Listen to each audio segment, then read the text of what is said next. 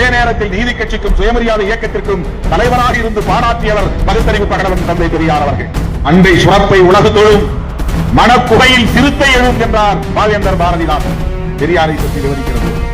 மனக்குகையில் சிங்கம் எழும் என்று சொல்லவில்லை, மனக்குகையில் புலி எழும் என்று சொல்லவில்லை, மனக்குகையில் சிறுத்தை எழும் என்றார் பாரதிதாசன். திராவிடர் கழகம் உருவாவதற்கு முன்பே தமிழ்நாடு தமிழருக்கே என்று சொன்னவர் தந்தை பெரியார். அவரை தமிழர் பகைவர் என்று பலர் உளறிக் கொண்டிருக்கிறார்கள். திமுகவை எதிர்க்கிறார்கள் என்பதற்காக நாம் ஆத்திரப்படுகிறோம் என்று சில அற்பர்கள் பேசுகிறார்கள். திமுக ஒரு அரசியல் கட்சி, ஆண்ட கட்சி, ஆண்டு கொண்டிருக்கிற கட்சி, எத்தனையோ பல எதிரிகளையும் எதிர்ப்புகளையும் எதிர்கொண்ட கட்சி. அதற்கு யாரும் போய் தாங்கி பிடிக்க வேண்டிய தேவை, முட்டுக் கொடுக்க வேண்டிய தேவை. திராவிடம் என்கிற அரசியலையே கேள்விக்குள்ளாக்குகிற போது அதை திருமாவளவன் போன்றவர்களால் வேடிக்கை பார்க்க முடியாது. சங்க பரிவாரங்களின் தூதுவர்களாக இந்த களத்திலே, பிரதிநிதிகளாக இந்த களத்திலே இறங்கி இருப்பவர்கள் எந்த முகமூடி போட்டிருந்தாலும் அந்த முகமூடியை கிழிக்க வேண்டிய பொறுப்பு. மராட்டிய மண்ணிலே 1925 தோன்றிய RSS என்கிற இயக்கம் ஆரியர்களுக்காக, அதிலும் குறிப்பாக நம்முடைய தமிழர் தலைவர் அவர்கள் வெளியிட்டிருக்கிற அறிக்கையில் குறிப்பிட்டிருப்பதை போல பார்ப்பனர்களிலேயே உயர்ந்த பார்ப்பனர் நாங்கள் தான் என்று இன்றைக்கும் தம்பட்டம் அடித்துக் கொண்டிருக்கிற சிற்பவன் என்கிற பார்ப்பனர்கள் தங்களுக்காக உருவாக்கி கொண்ட ஒரு இயக்கம் தான் தொண்டு நிறுவனம் என்கிற பெயரால் RSS என்கிற இயக்கம் உருவானது. டெல்லி யூனியன் பிரதேசத்தில் இன்றைக்கு பாஜக ஆட்சி. அவர்கள் உருவாக்குகிற பாடத்திட்டத்தில் RSS இயக்க வரலாறு இதுதான் நாளைக்கு தமிழகத்தில் நடக்கப் போகிறது. இதற்கு இடம் கொடுக்க போகிறோமா என்பதுதான் முன்னால் இருக்கிற கேள்வி. பெரியார் அரசியலையே முற்றும் முழுதுமாக சிதைத்துவிட வேண்டும் என்று துடிக்கிற சங்க பரிவாரங்களுக்கு துணை போகிறார்கள். இதை யார் அம்பலப்படுத்துவது? இன்று ஒரு நாள் முழுவதும் இந்த மாநாடு ஒருங்கிணைக்க பெற்று காலையில் பேரணி தொடங்கி இப்போது இந்த மண்டபம் முழுவதும் 3 தலங்களிலும் ஆயிரக்கணக்கானவர்கள் அமர்ந்து இந்த அமர்வு நடைபெற்றுக் கொண்டிருக்கிறது. இந்த மண்டபத்தை சுற்றிலும் கருஞ்சட்டை படை வீரர்கள் அணிவகுத்து நிற்கிறார்கள். இந்த ஒரு அரங்கம் மட்டுமில்லாமல் மேலும் கீழும் என்று 3 அரங்கங்களிலும் ஒரே நேரத்தில் கருஞ்சிறுத்தைகள் அமர்ந்து இந்த நிகழ்வை சிறப்பித்துக் கொண்டிருக்கிறார்கள். இந்த 100ஆண்டு விழாவிலே, நிறைவு விழாவிலே பங்கேற்று உங்களிடையே உரையாற்றக்கூடிய ஒரு அரிய வாய்ப்பை எனக்கும் வழங்கியிருக்கிற தமிழர் தலைவர் ஐயா ஆசிரியர் அவர்களுக்கு என்னுடைய நெஞ்சார்ந்த நன்றியை முதலில் தெரிவித்துக் கொள்கிறேன். செப்டம்பர் 17 தந்தை பெரியாருடைய பிறந்த நாள் விழாவில் பெரியார் திடலில் தமிழர் தலைவர் அவர்களுடைய தலைமையில் நான் உரையாற்ற வேண்டும் என துணைத் தலைவர் கவிஞர் கலிப்பூங்குன்றன் அவர்கள் என்னிடத்திலே கேட்டார். நானும் என்னுடைய பயண திட்டத்தை பார்க்காமலேயே முதலில் மகிழ்ச்சியோடு ஒப்புதல் அளித்து விட்டேன். அதன் பிறகு அந்த நாளில் நான் லண்டனிலே இருக்க வேண்டிய ஒரு கட்டாயம் இருந்தது. திரும்பி வருவதற்கு மேலும் ஓரிரு நாள் பிடிக்கும் என்கிற சூழலில் ஐயா அவர்களை தொலைபேசியிலே தொடர்பு கொண்டு என்னுடைய வருத்தத்தை தெரிவித்தேன். அப்போது ஐயா அவர்களும் துணைத் தலைவர் அவர்களும் என்னிடத்திலே சொன்னது, பிறந்த நாள் விழாவுக்கு நீங்கள் வர இயலாவிட்டாலும் சுயமரியாதை இயக்க 100ஆண்டு நிறைவு விழாவில் தவறாமல் பங்கேற்க வேண்டும் என்று அன்பு கட்டளையிட்டார்கள். உங்கள் முன்னால் மிகுந்த மகிழ்ச்சியோடு பெருமையோடு நான் நின்று கொண்டிருக்கிறேன். சுயமரியாதை இயக்கம் தோன்றி 100 ஆண்டு கண்டிருக்கிறது. ஒரு 100ஆண்டு இயக்கமாக இது இயங்கிக் கொண்டிருக்கிறது என்பதை எண்ணி பார்க்கிற போது வியப்பும் மகிழ்ச்சியும் மேலிடுகிறது. இந்த இயக்கம் தோன்றாமல் இருந்திருந்தால் பகுத்தறிவு பகலவன் தந்தை பெரியார் அவர்கள் காங்கிரஸ் இயக்கத்திலேயே நீடித்திருந்தால் என்ன நேர்ந்திருக்கும் என்பதை நாம் எண்ணி பார்க்கிற போது அச்சமாக இருக்கிறது.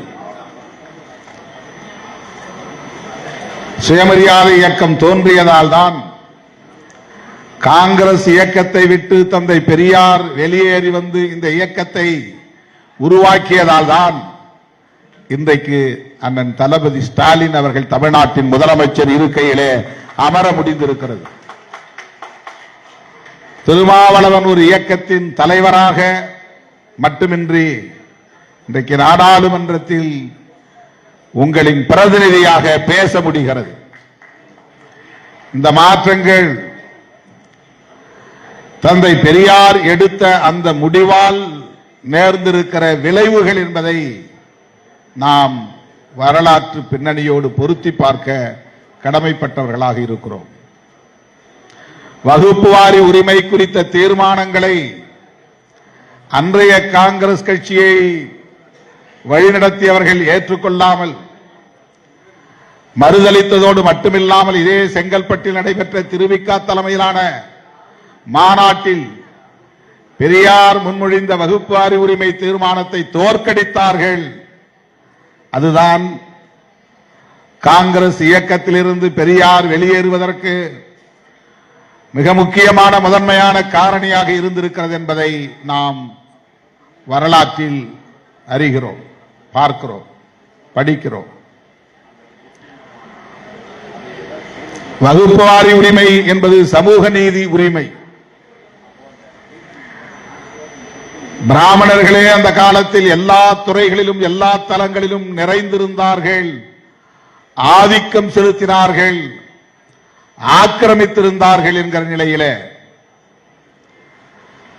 பிராமணர் விளக்கம், தி எக்ஸ்க்ளூஷன் ஆஃப் பிராமின்ஸ் என்கிற ஒரு கான்செப்ட், ஒரு கருத்தியல் அன்றைக்கு நீதி கட்சியை தொடங்கிய தலைவர்களிடையே மலர்ந்திருந்த காலம். பெரியார் அப்போது நீதி கட்சியிலே இல்லை. ஆனால் நீதி கட்சி அப்போதே அனைத்து துறைகளிலும் பார்ப்பனர்களே மேலோங்கி இருக்கிறார்கள், ஆதிக்கம் செலுத்துகிறார்கள், ஆக்கிரமித்திருக்கிறார்கள். பார்ப்பனர் அல்லாதார் யாரும் கல்வியை பெற முடியவில்லை, அரசு பணிகளில் அமர முடியவில்லை, வழக்கறிஞர்களாக கூட மாற முடியவில்லை. அப்படிப்பட்ட ஒரு சூழலிலே பார்ப்பனர் அல்லாதார் என்கிற கருத்தியல் முகிழ்த்த காலம் 1915-16 இந்த காலகட்டம். அப்படி உருவான அந்த இயக்கம் நீதி கட்சி பார்ப்பனர் அல்லாதார் என்கிற ஒரு சிந்தனையை மக்களிடையே வளர்த்தது. அதே காலகட்டத்தில் வட இந்தியாவிலே பார்ப்பனர் அல்லாதார் என்கிற சிந்தனை பெரிதாக தலை தூக்கவில்லை. இந்துக்கள் இஸ்லாமியர்கள் என்கிற பாகுபாட்டைத்தான் அப்போதும் உயர்த்தி பிடித்தார்கள். மகாராஷ்டிரா மாநிலத்தில் மகாத்மா ஜோதிபா பூலே, அவரை தொடர்ந்து பல தலைவர்கள், பின்னர் பெரியாருடைய சமகாலத்தில் புரட்சியாளர் அம்பேத்கர் போன்றவர்கள் எல்லாம் அந்த மண்ணிலே தோன்றிய போதும் இந்த மண்ணில் பிராமின், நான் பிராமின் என்று இரண்டு வருண வகுப்பாக மக்களை பிரித்து அணிதிரட்டக்கூடிய, அமைப்பாக்கக்கூடிய, கூர்மைப்படுத்தக்கூடிய பணிகள் தீவிரமடைந்திருந்த காலம். பெரியார் இங்கே காங்கிரஸ் கட்சியில் இருந்தபோது புரட்சியாளர் அம்பேத்கர் அயல் நாடுகளில் பல்கலைக்கழக மாணவராக படித்துக் கொண்டிருந்த காலம், அவர் மாணவராக இருந்த காலம். நீதி கட்சி உருவாக்கிய அந்த அரசியல், அந்த கருத்தியல் காங்கிரஸ் கட்சியில் இருந்து வெளியேறிய தந்தை பெரியாரின் கவனத்தை ஈர்த்தது. அவர் குடியரசு என்கிற ஏட்டை தொடங்கிய நாள் தான் சுயமரியாதை இயக்கம் தொடங்கிய நாள் என்று வரலாற்று குறிப்புகள் நமக்கு கூறுகின்றன. மே மாதம் 2ஆம் தேதி 1925 ஆண்டு குடியரசு முதலில் வெளியே வந்தபோது சாதிகள் இல்லையடி பாப்பா என்கிற பாரதியாருடைய பாடலோடு தான் அது வெளிவந்தது. மனு தர்மத்திற்கு எதிரான முழக்கங்களை கொண்டுதான் அது வெளிவந்தது. சாதி ஒழிப்பு சிந்தனை மனு தர்மத்திற்கு எதிரான சிந்தனை, அதுதான் சுயமரியாதை இயக்கத்தின் அடிப்படை கருத்தியலாக முகிழ்த்தது. குடியரசு ஏடு தொடங்கிய நாள் தான் சுயமரியாதை இயக்கம் தொடங்கிய நாள் என்று வரலாற்று ஆய்வாளர்கள் குறிப்பிடுகிறார்கள். அந்த கணக்கின் அடிப்படையில் தான் 2025 நூற்றாண்டு என்று இன்றைக்கு திராவிடர் கழகம் கொண்டாடி கொண்டிருக்கிறது. திராவிடர் கழகம் எப்படி உருவானது? நீதி கட்சியும் சுயமரியாதை இயக்கமும் சேர்ந்த ஒரு இயக்கம் தான் திராவிடர் கழகம். பகுத்தறிவு பகலவன் தந்தை பெரியார் அவர்கள் காங்கிரஸ் கட்சியில் இருந்து வெளியேறி சுயமரியாதை இயக்கம் என்கிற பெயரில் இயங்கிக் கொண்டிருந்த காலத்தில் நீதி கட்சி தலைவர்களோடு உறவாடி கொண்டிருந்தார், அவர்களை ஊக்கப்படுத்திக் கொண்டிருந்தார். தேர்தல் அரசியலில் அவர்கள் வீழ்ச்சியடைந்த நிலையில சுவண்டுவிடக் கூடாது என்று அவர்களை தாங்கி பிடித்தார்.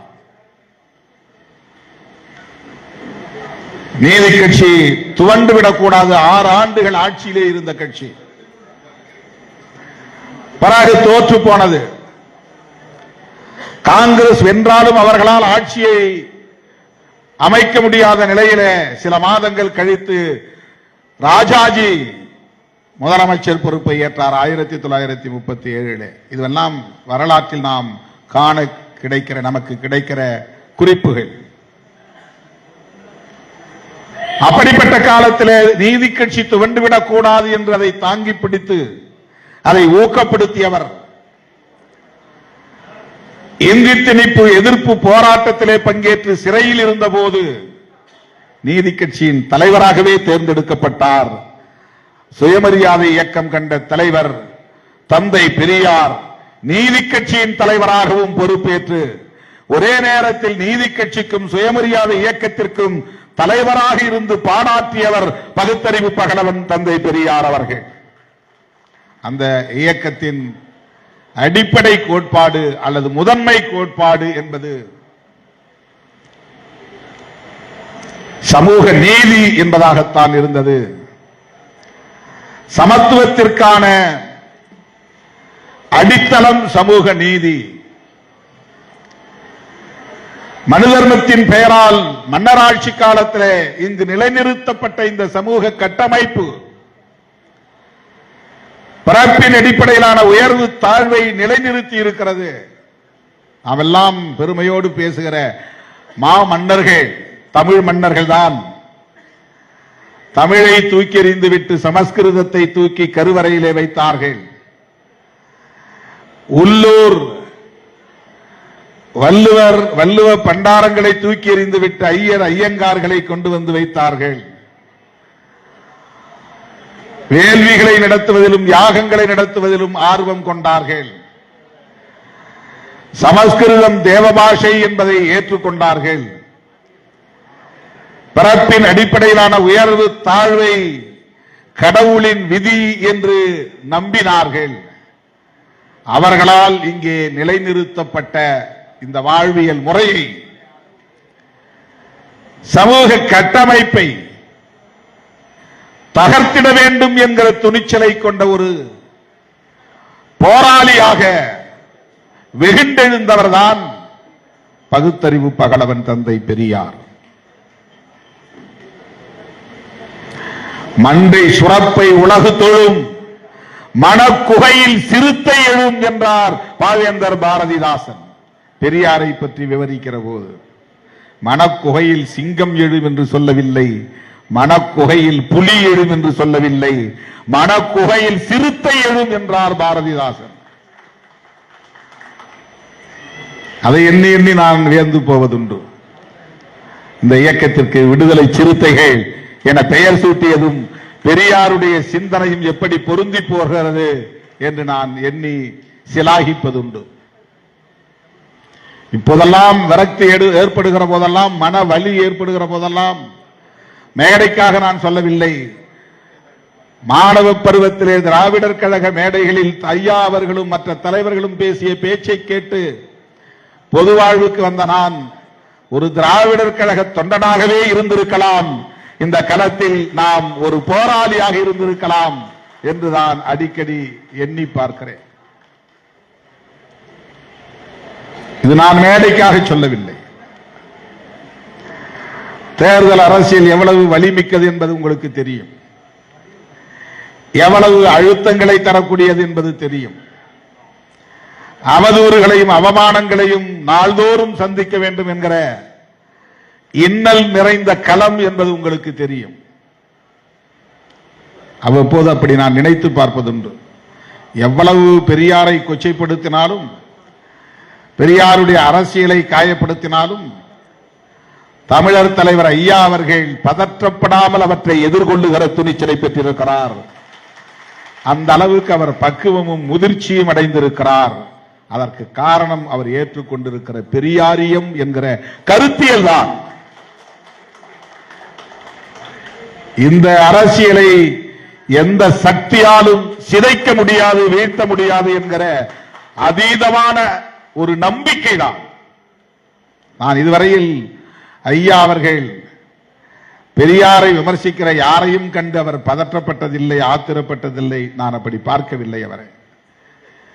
அவ்வளவு பக்குவமாக அதையெல்லாம் அவர் எதிர்கொள்கிறார்.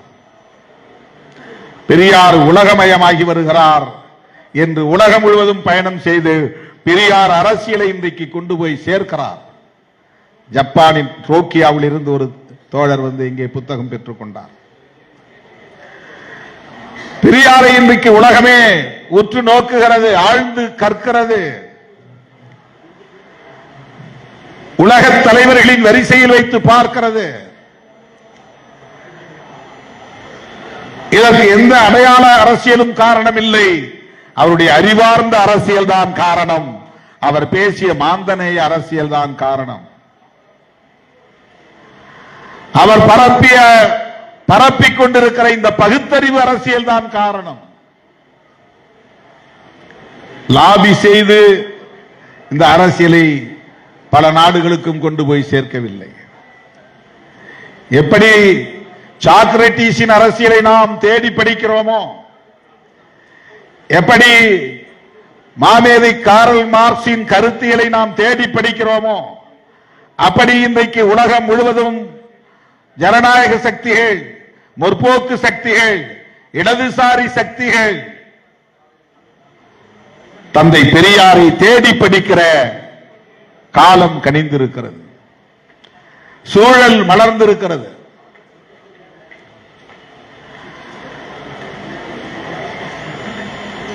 சேலத்திலே நடைபெற்ற மாநாட்டில் தந்தை பெரியார் அவர்கள் தென்னிந்திய நல உரிமை சங்கம், நீதி கட்சி, சுயமரியாதை இயக்கம், பார்ப்பனர் அல்லாதார் இயக்கம் என்பதற்கெல்லாம் மாற்றாக அவர் முன்மொழிந்த ஒரு இயக்கத்தின் பெயர்தான் திராவிடர் கழகம். சொல்லாடல் தான் திராவிடர் என்கிற சொல். பார்ப்பனர் அல்லாதார் என்கிற சொல்லுக்கு மாற்றாக இனி நாம் கையாள வேண்டிய சொல் திராவிடர் என்கிற சொல் என்று தந்தை பெரியார் ஒரு தீர்மானமாக அதனை முன்வைக்கிறார்.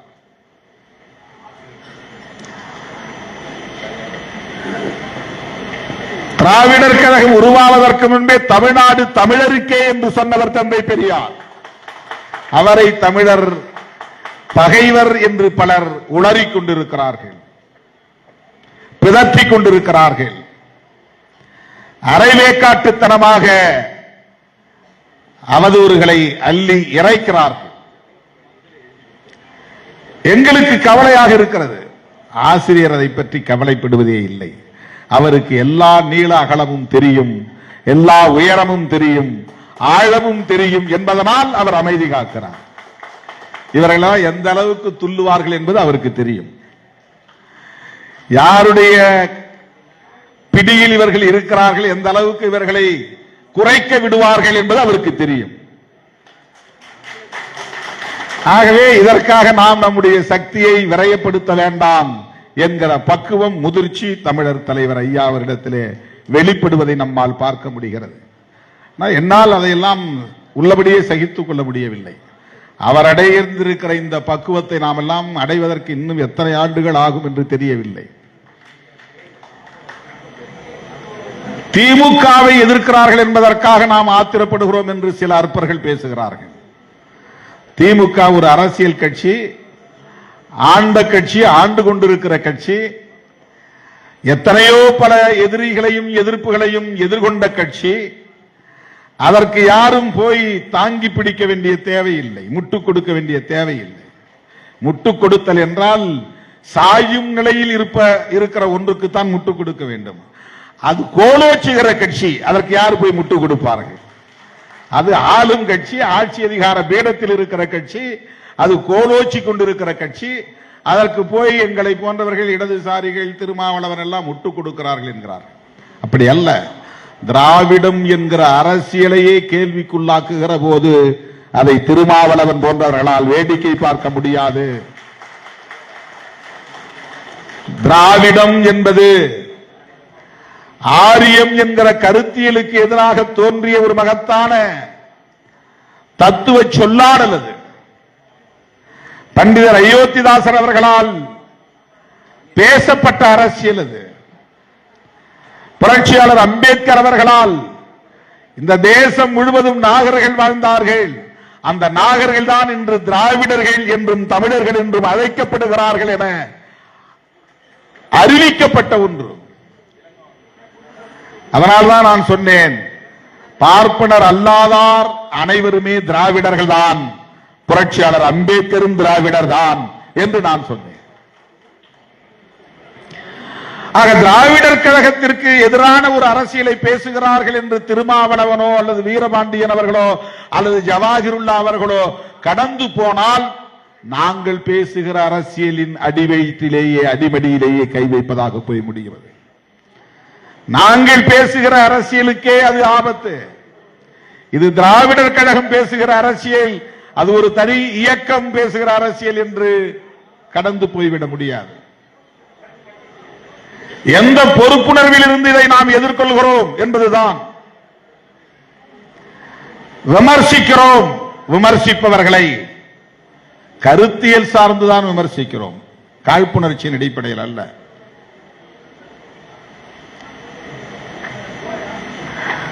திமுகவை ஆட்சி அதிகார பீடத்திலிருந்து அகற்ற வேண்டும் என்று துடிப்பது ஆட்சி அதிகாரத்தை விரும்புகிற ஒவ்வொருவருக்கும் இருக்கிற ஆசையாக இருக்கலாம். ஆனால் அது திமுக என்கிற கட்சியோடு நின்று விடுகிற அரசியலாக இல்லை. திமுகவும் பேசுகிற, விடுதலை சிறுத்தைகளும் பேசுகிற, இடதுசாரிகளும் பேசுகிற அரசியலுக்கே வேட்டு வைக்கிற முயற்சியாக இருக்கிறது, சங்க பரிவாரங்களின் முயற்சியாக இருக்கிறது.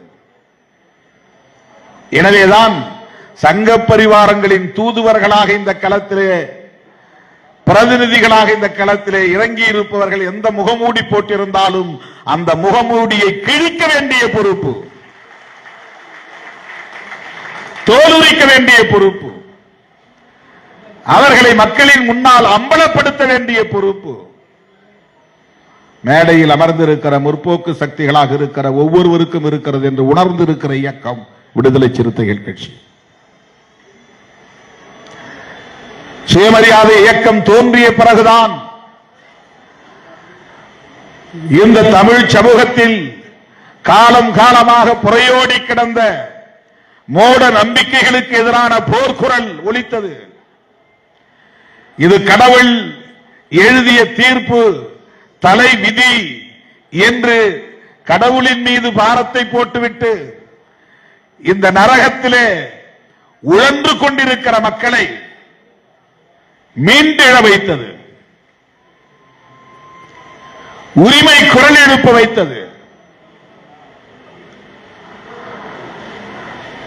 அந்த துணிச்சல் இங்கே முகிழ்ப்பதற்கு தந்தை பெரியார் என்கிற ஒரு மாமனிதரின் குரல் தான், அவருடைய அரசியல் தான் காரணம் என்பதை நன்றி பெருக்கோடு களத்தில் நின்று உரத்து பேசுகிறோம். இதில் வேறு எந்த எதிர்பார்ப்பும் கிடையாது, உள்நோக்கமும் கிடையாது. மராட்டிய மண்ணிலே 1925 தோன்றிய RSS என்கிற இயக்கம் ஆரியர்களுக்காக, அதிலும் குறிப்பாக நம்முடைய தமிழர் தலைவர் அவர்கள் வெளியிட்டிருக்கிற அறிக்கையில் குறிப்பிட்டிருப்பதை போல பார்ப்பனர்களிலேயே உயர்ந்த பார்ப்பனர் நாங்கள் தான் என்று இன்றைக்கும் தம்பட்டம் அடித்துக் கொண்டிருக்கிற சிற்பவன் என்கிற பார்ப்பனர்கள் தங்களுக்காக உருவாக்கி கொண்ட ஒரு இயக்கம்தான் தொண்டு நிறுவனம் என்கிற பெயரால் RSS என்கிற இயக்கம் உருவானது.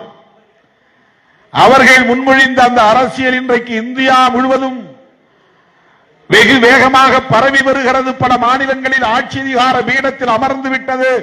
டெல்லியிலும் அவர்கள் ஆட்சி அதிகார பீடத்திலே 11 ஆண்டுகளுக்கு மேலாக இருக்கிறார்கள். டெல்லி யூனியன் பிரதேசத்தில் இன்றைக்கு பாஜக ஆட்சி. அவர்கள் உருவாக்குகிற பாடத்திட்டத்தில் RSS இயக்க வரலாறு இதுதான் நாளைக்கு தமிழகத்திலும் நடக்கப் போகிறது. இதற்கு இடம் கொடுக்க போகிறோமா என்பதுதான் நம் முன்னால் இருக்கிற கேள்வி. திமுகவை வீழ்த்திய பிறகு, திராவிட அரசியலை வீழ்த்திய பிறகு, பெரியார் அரசியலை வீழ்த்திய பிறகு வீழ்த்த துடிக்கிறவர்கள் என்ன மாற்று திட்டத்தை இங்கே முன்வைக்க போகிறார்கள்? இவர்களால் திமுக அமர்ந்திருக்கிற ஆட்சி பீடத்தில் போய் அமர்ந்து விட முடியுமா? அப்படியே அமர்ந்தாலும் பெரியார் பேசிய அரசியலை உரத்து பேச முடியுமா? ஆக இவர்கள் யாருக்கு இடம் கொடுக்கிறார்கள், வழிவகுக்கிறார்கள், சிவப்பு கம்பளம் இருக்கிறார்கள் என்றால் பெரியார் அரசியலையே முற்றும் முழுதுமாக சிதைத்துவிட வேண்டும் என்று துடிக்கிற சங்க பரிவாரங்களுக்கு துணை போகிறார்கள். இதை யார் அம்பலப்படுத்துவது? இதுதான் இன்றைக்கு தமிழ்நாட்டில் இருக்கிற மிக முக்கியமான சவால். மிக மிக முக்கியமான சவால். அதிமுகவையும் திமுகவையும் ஒரே நேரத்தில் வீழ்த்திவிட்டால் அடுத்து நாம் தான் இங்கே கோலோச்ச முடியும் என்று கணக்கு போட்டு காய்களை நகர்த்துகிறது பாஜகவும் RSSம். இதை மறுக்க முடியுமா? டெல்லியிலே நேரடியாக காங்கிரஸை வீழ்த்த முடியாத நிலையிலே அண்ணா சாராவின் போராட்டத்தை பயன்படுத்தி கெஜ்ரிவாலை ஊக்கப்படுத்தி அவரை ஆட்சியிலே அமர வைத்து இன்றைக்கு அவரை தூக்கி எறிந்து விட்டு பிஜேபி ஆட்சியில் அமர்ந்து விட்டது. மகாராஷ்டிராவிலே அதே உத்திதான், ஹரியானாவிலே அதே உத்திதான், ஒடிசாவிலே அதே உத்திதான், கர்நாடகாவிலே இன்றைக்கு அவர்கள் வலுப்பெற்ற ஒரு சக்தியாக மாறி இருக்கிறார்கள். ஆந்திராவிலும் இன்றைக்கு அவர்கள் அதிகாரத்தை பகிர்ந்து கொள்ளும் நிலைக்கு வந்துவிட்டார்கள். இந்தியாவிலே இன்றைக்கு மேற்கு வங்கத்திலும் கேரளாவிலும் தமிழ்நாட்டிலும் தான் அவர்கள் ஜம்பம் பலிக்கவில்லை. மேற்கு வங்கத்திலும் கூட இன்றைக்கு அவர்கள் ஒரு சக்தியாக காங்கிரஸை பின்னுக்கு தள்ளிவிட்டு வளர்ந்து நிற்கிறார்கள். தமிழ்நாட்டில் அப்படி ஒரு நிலை ஏற்பட்டால் என்ன ஆகும்? தயவு கூர்ந்து எண்ணி பார்க்க வேண்டும். அகில இந்திய அளவில் எல்லா மாநிலங்களுக்கும் வழிகாட்டக்கூடிய ஒரு மாநிலமாக தமிழ்நாடு தொடர்ந்து நீடித்து வருகிறது, இயங்கி வருகிறது. இந்தியை எதிர்க்க வேண்டும் என்கிற உணர்வு இப்போதுதான் தென்னிந்திய மாநிலங்களில் சிலருக்கு வந்திருக்கிறது. ஆனால் இதனை தொடர்ந்து 1938 காலகட்டத்தில் இருந்து பெரியார் தலைமையிலே தொடங்கிய முதல் மொழி போராட்டம், இந்தி திணிப்பு எதிர்ப்பு போராட்டம் இன்றைக்கும் தமிழ்நாட்டிலே அது கனன்று கொண்டிருக்கிறது, அடைகாக்கப்பட்டு வருகிறது. இத்தகைய வலிமை பெறுவதற்கு சுயமரியாதை இயக்கம் தோன்றியதுதான் காரணம். பெரியார் உருவாக்கிய சுயமரியாதை இயக்கத்தின் தாக்கம் தான் காரணம். சற்று சிந்தித்து பாருங்கள். ராஜாஜி உட்கார்ந்த நாற்காலியில் முத்தமிழறிஞர் கலைஞர் அமர முடிந்தது என்றால் அது பெரியாரின் உழைப்புக்கு கிடைத்த விளைச்சல் என்பதை மறந்துவிடக் கூடாது. அவருடைய தனிப்பட்ட திறன் ஒரு பக்கம் இருக்கலாம். திமுக என்ற இயக்கம் எங்கிருந்து உருவானது? அண்ணாவால் உருவானது. அண்ணா எந்த பாசறையில் வளர்ந்தவர்? அவர் எந்த அரசியலை மக்களிடத்திலே பேசினார்? பெரியாரின் பாசறையில் வளர்ந்தவர். அவருடைய தொடர்ச்சி தான் இன்றைக்கு முத்துவேல் கருணாநிதி ஸ்டாலின் என்று சொல்லுகிற அந்த அறிவிப்பு, அந்த துணிச்சலான அறிவிப்பு. திராவிடர் கழகத்தின் அரசியலை உள்வாங்கிய காரணத்தினால்தான் நமக்கு இடதுசாரி பார்வை இருக்கிற காரணத்தினால்தான், சமூக நீதி சிந்தனை மேலோங்கி இருக்கிற காரணத்தினால்தான் மதசார்பற்ற முற்போக்கு கூட்டணியில் தொடர்ந்து நாம் வலுவாக நீடிக்கிறோம். இந்த அணி வெற்றி பெற வேண்டும் என்று போராடுகிறோம். இந்த ஆட்சி பாதுகாக்கப்பட வேண்டும் என்று போராடுகிறோம். அதைத்தான் நம்முடைய தமிழர் தலைவர் ஐயா ஆசிரியர் அவர்களும் தேர்தல் அரசியலில் ஈடுபாடு இல்லாத நிலையிலும் எப்படி பெரியார் தேர்தல் அரசியலில் ஈடுபட்ட நீதி கட்சிக்கு துணையாக இருந்தாரோ அதை போல இன்றைக்கு தமிழர் தலைவர் அவர்கள் திமுக, விடுதலை சிறுத்தைகள் போன்ற தேர்தலில் பங்கேற்கிற அரசியல் கட்சிகளை ஊக்கப்படுத்திக் கொண்டிருக்கிறார். இந்த வலுவை பெருக்கிக் கொண்டிருக்கிறார். திமுகவும் திகாவும் இரட்டை குழல் துப்பாக்கி என்றால் விடுதலை சிறுத்தைகள் மூன்றாவது குழல் என தமிழர் தலைவர் அவர்கள் சொல்லுகிறார் என்றால், அவருடைய நாவிலிருந்து இப்படி ஒரு அங்கீகாரம் பிறக்கிறது என்றால் அது திருமாவளவனுக்கு கிடைத்த பெரும் பேறு என்று நான் எண்ணி பெருமைப்படுகிறேன். தமிழர் தலைவர் அவர்களுடைய வாழ்த்துக்களாக எண்ணி நான் பெருமைப்படுகிறேன்.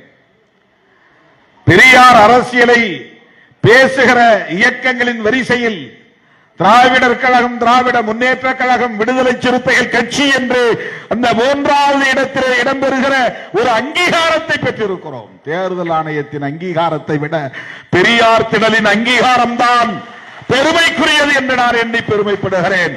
தமிழர் தலைவரின் அங்கீகாரம் தான் பெருமைக்குரியது. அவர் 100 ஆண்டுகளுக்கு மேலாக வாழ வேண்டும். வந்ததும் கவிஞர் ஐயா அவர்கள் சொன்னார், பக்கத்திலே இருக்கிற பெரியவர் 102 வயது என்றார். எனக்கு வியப்பாக இருந்தது. அடுத்த பெரியவரை காட்டி அவர் 103 வயது என்றார். இன்னும் வியப்படைந்தேன். கடவுள் இல்லை என்று சொல்லுகிறவர்கள் 102 ஆண்டுகள் வாழ முடிகிறது. கடவுள் மறுப்பை பேசுகிறவர்கள் 103 ஆண்டுகள் வாழ முடிகிறது. தமிழர் தலைவர் அவர்களும் 125 ஆண்டுகள் வாழ வேண்டும், எங்களை வழிநடத்த வேண்டும், எங்களை ஊக்கப்படுத்த வேண்டும் என்கிற நிறைவை வெளிப்படுத்தி என்றென்றும் விடுதலை சிறுத்தைகள் மூன்றாவது குழலாக இருந்து இந்த சமூக நீதியை பாதுகாக்கிற களத்தில் துணை இருப்போம் என கூறி வாய்ப்புக்கு நன்றி கூறி முடிக்கிறேன். நன்றி, வணக்கம்.